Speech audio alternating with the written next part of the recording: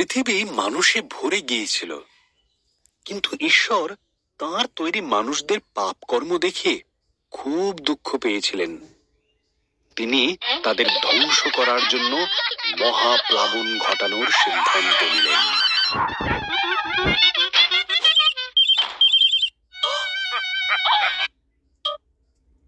সেই সময়ে নোহ নামে এক লোক ছিলেন, যিনি বাকি লোকেদের মতো ছিলেন না। নোহ ঈশ্বরকে ভালোবাসতেন এবং তাঁর বাধ্য ছিলেন। ঈশ্বর নোহ ও তার পরিবারকে মহাপ্লাবন থেকে বাঁচিয়ে রাখার কথা ভাবলেন।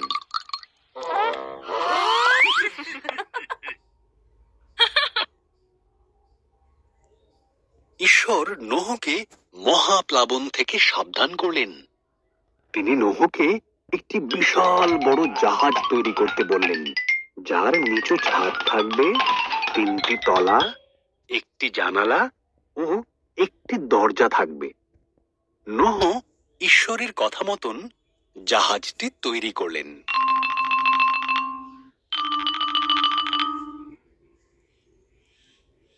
ঈশ্বর নোহকে বললেন, প্রত্যেক ধরনের পশুর থেকে জোড়ায় জোড়ায় পশু সংগ্রহ করতে, একটি করে পুরুষ, একটি করে স্ত্রী।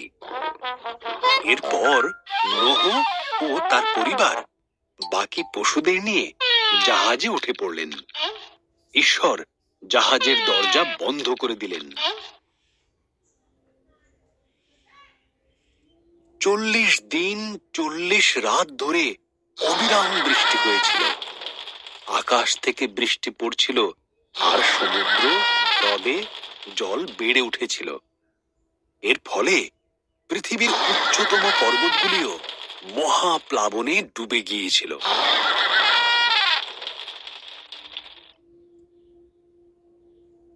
এই অবস্থায় নোহ আর তার পরিবার ও অন্যান্য পশুরা জাহাজে নিরাপদে ছিল এবং তাদের জাহাজ মহাপ্লাবনে ভাসছিল।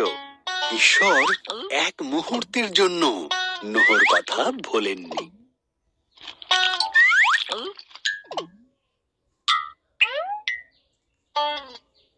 ঈশ্বর বাতাস পাঠালেন, জলের স্তর নেমে গেল, জাহাজটি আরারত পর্বতে থেমে গেল।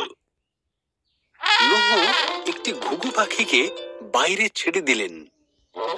যখন পাখিটি আর ফিরল না, তখন তিনি বুঝতে পারলেন পাখিটি এখন নিরাপদে আছে।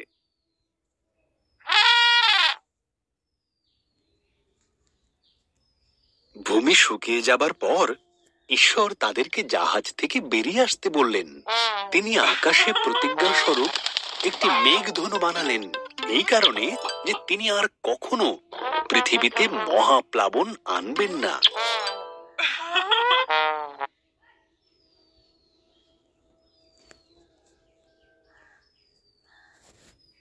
ঈশ্বর আকাশে একটি মেঘধনু বানালেন, এই কারণে যে তিনি আর পৃথিবীতে মহাপ্লাবন আনবেন না।